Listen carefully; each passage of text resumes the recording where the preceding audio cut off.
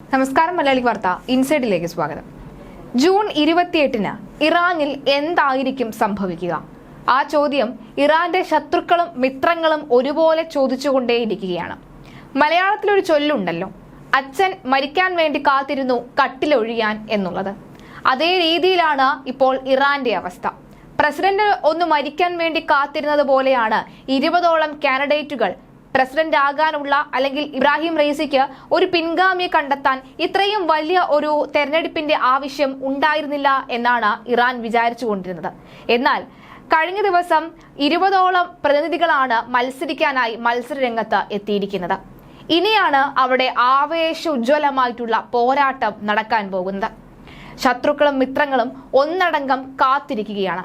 ഇക്കഴിഞ്ഞ ഞായറാഴ്ച, അതായത് മെയ് 19-ന് ഹെലികോപ്റ്റർ അപകടത്തിൽ മരിച്ച ഇബ്രാഹിം റൈസിയുടെ പകരക്കാരനെ കണ്ടെത്താനുള്ള തെരഞ്ഞെടുപ്പ് നടക്കാൻ പോകുകയാണ് 28-ന്. പ്രസിഡന്റ് സ്ഥാനത്ത് ഒഴിവുണ്ടായാൽ 50 ദിവസത്തിനകം പിൻഗാമിയെ തെരഞ്ഞെടുക്കണം എന്നാണ് ഇറാനിലെ ഭരണഘടനാ വ്യവസ്ഥ. ഇത്തരമൊരു ഇടക്കാല തെരഞ്ഞെടുപ്പ് മുൻപൊരിക്കലും നടന്നിട്ടുമില്ല. ഏതാണ്ട് 3 വർഷം മുൻപ് തെരഞ്ഞെടുക്കപ്പെട്ട റൈസി വാസ്തവത്തിൽ ഇറാന്റെ 8ാമത്തെ പ്രസിഡന്റ് മാത്രമായിരുന്നില്ല. പ്രസിഡന്റിനേക്കാൾ ഉന്നത പദവിയും അധികാരവുമുള്ള പരമോന്നത നേതാവ് അയത്തുള്ള അലി ഖമേനി അല്ലെങ്കിൽ അയത്തുള്ള അലി ഹുസൈൻ ഖമേനിയുടെ ഭാവിയിലെ പിൻഗാമിയായും കരുതപ്പെടുന്ന ആളായിരുന്നു. ഇറാന്റെ ആഭ്യന്തരവും വൈദേശികവുമായുള്ള പ്രശ്നങ്ങളോടുള്ള സമീപനത്തിൽ അത്രയും ഗാഢമായ ആശയപൊരുത്തമായിരുന്നു അത്രേ അവർ തമ്മിൽ.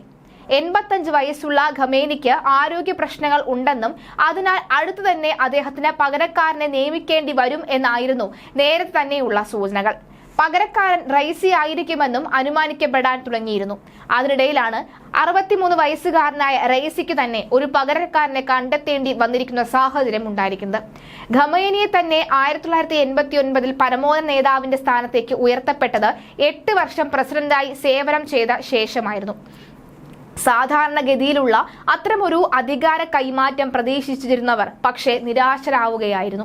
പുതിയ പ്രസിഡന്റ് ആവുന്നത് ആരായാലും അദ്ദേഹത്തിന് നേരിടേണ്ടി വരിക തന്റെ മുൻഗാമികളിൽ ആർക്കും നേരിടേണ്ടി വന്നിട്ടില്ലാത്ത അത്രയും ഗുരുതരവും സങ്കീർണവുമായ ഒരു സ്ഥിതിവിശേഷം തന്നെയായിരിക്കും. അത്രയും ഗുരുതരവും സങ്കീർണമായെങ്കിൽ പോലും 20ഓളം കാൻഡിഡേറ്റുകളാണ് എത്തുന്നത്. മാത്രമല്ല അയത്തുള്ള അലി ഖമേനി ആ ഒരു പരമോന്നത അദ്ദേഹത്തിന്റെ ആ പരമോന്നത പദവിയും ഒരുപക്ഷെ ഈ പ്രസിഡന്റിലേക്ക് വന്നു ചേരാനുള്ള സാധ്യതയും ഉണ്ട്.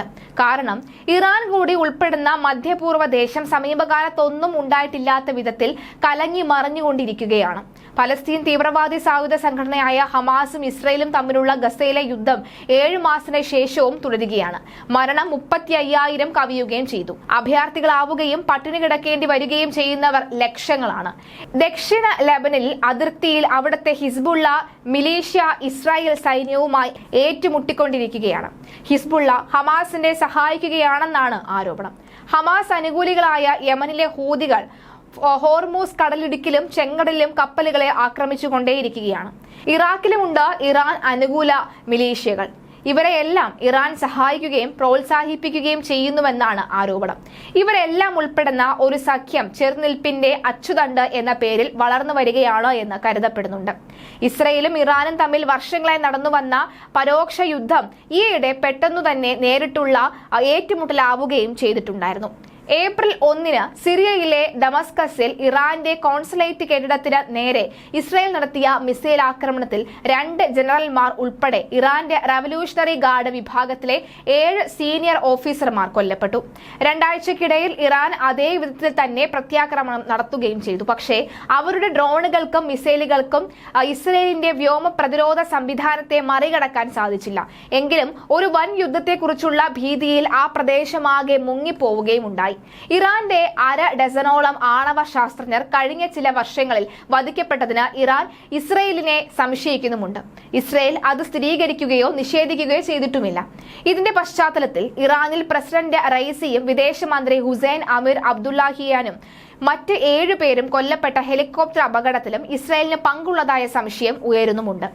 പതിവിന് വിപരീതമായി തന്നെ ഇസ്രായേൽ ഉടനത് നിഷേധിച്ചതും ശ്രദ്ധേയമായിരുന്നു. കാരണം ഇത്തരം ഉന്നത പദവിയിലുള്ള ഒരാളുടെ മരണത്തിന്റെ കാര്യത്തിൽ സംശയം അവശേഷിപ്പിക്കാൻ അനുവദിക്കുന്നത് ആപത്ത് വിളിച്ചു വരുത്തുകയാണ് എന്നാണ് ഇസ്രായേലിന് ബോധ്യപ്പെട്ടിരിക്കുന്നത്. ഇറാൻ കടുത്ത സാമ്പത്തിക പ്രതിസന്ധിയിലാണ് എന്നതാണ് റെയ്സിയുടെ പിൻഗാമിക്ക് നേരിടേണ്ടി വരുന്ന മറ്റൊരു വൻ പ്രശ്നം. ആണവ പ്രശ്നത്തിന്റെ പേരിൽ അമേരിക്ക മുൻകൈ എടുത്ത് നടപ്പാക്കി വരുന്ന രാജ്യാന്തര ഉപരോധമാണ് അതിന് കാരണം. റെയ്സിയുടെ ജീവൻ അപഹരിച്ച ഹെലികോപ്റ്റർ അപകടത്തിന് ഇടയാക്കിയത് പോലും ഉപരോധമാണ് എന്ന ആരോപണവും ഉയർന്നിട്ടുണ്ട്. ഉപരോധം കാരണം പുതിയ ഹെലികോപ്റ്ററുകളും വിമാനങ്ങളും അവയ്ക്ക് ആവശ്യമായ സ്പെയർ പാർട്സുകളും വിദേശത്ത് നിന്ന് വാങ്ങാൻ ഇറാന് കഴിയുന്നില്ല. പ്രസിഡന്റ് യാത്ര ചെയ്തിരുന്നത് വളരെ പഴക്കം ചെന്ന ഹെലികോപ്റ്ററിലായിരുന്നു അത്രേ.